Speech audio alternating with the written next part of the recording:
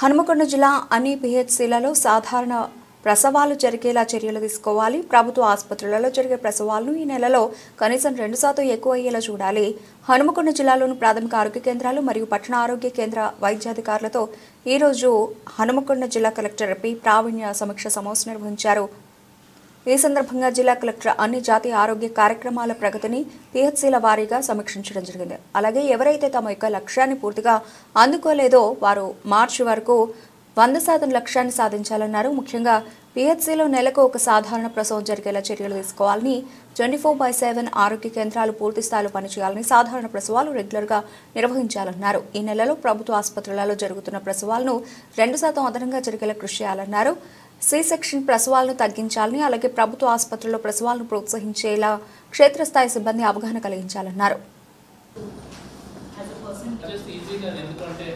Even 2 to 4 అవర్స్లో delivery అయిపోతారు. Even ప్రెస్క్రిప్ట్ delivery కావచ్చు, చెప్పలేము. ఓకే, సో కాబట్టి వాళ్ళను మనకు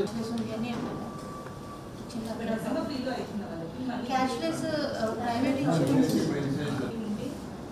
ఫర్ ఎగ్జాంపుల్ ప్రైవేట్ PSC 78% ఉంటే you have to bring it down to 76 and percentage of government revenue 45 ఉంది 47 ఓన్లీ రిక్వెస్టింగ్ మీరు అది ఎట్లా అచీవ్ చేస్తారు? బై మోటివేటింగ్ ఫర్ ఆశాస్తో చేపిస్తారా, వచ్చే పేషెంట్స్ని చేపిస్తారా?